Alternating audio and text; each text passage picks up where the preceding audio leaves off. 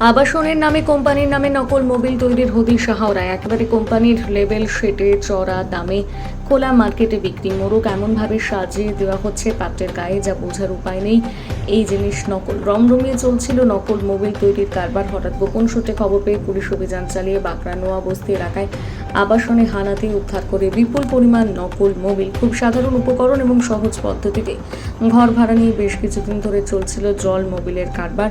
ব্র্যান্ডের লেবেল জারে লাগিয়ে চড়া দামে বাজারে বিক্রি করা হতো বলে অভিযোগ।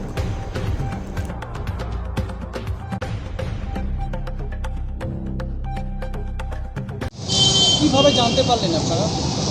আমরা জানতে পারিনি।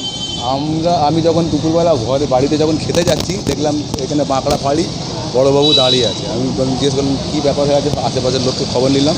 বললো এখানে নাকি ডুপ্লিকেট ওই ইউরিয়া আর ডুপ্লিকেট মোবিল তৈরি হচ্ছে। আমি বললাম কোথায় ডুপ্লিকেট? এতে গিয়ে দেখলাম কিন্তু টাটা ওই ড্রামগুলো যেগুলো আছে 20 লিটারে, ওইগুলো কিন্তু জেনুইন টাটা লেখা আছে। মানে এইভাবে ডুপ্লিসিটি কারবার ওরা করছে।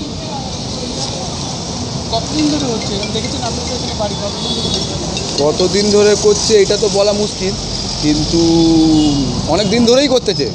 এলাকাবাসী থেকে খবর পেলাম যে অনেক দিন ধরে করতেছে। আর এর মধ্যে এই যে মার্কেট অনার আছে শেখ মোবারক আলী, ও ইনভলভ আছে। একটা ছোট্ট রুমের ভাড়া যদি 5,000 টাকা হয়, আপনি ওই রুমটা গিয়ে দেখবেন 250-300 স্কোয়ার ফুট হবে।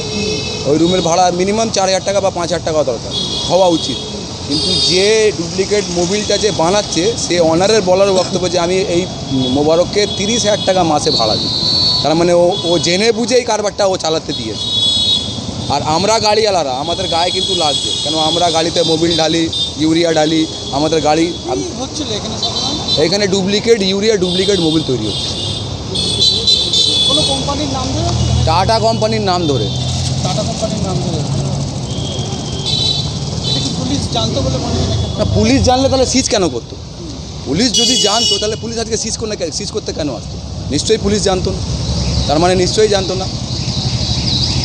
হ্যাঁ, এইটা বলতে পারি এরা কিছু ওই তৃণমূলের প্রভাব নেতাকে সেটিং করে এই কারবারটা করেছে হয়তো, এটা আমি জানি। এটা আমি বলতে পারি দায়িত্ব নিয়ে যে কেউ না কেউ এর পেছনে মাথা আছে, যাদেরকে সেটিং করে এরা এই কারবারটা করতো। এবার আমার নাম জুনায়েদ সিদ্দিকী।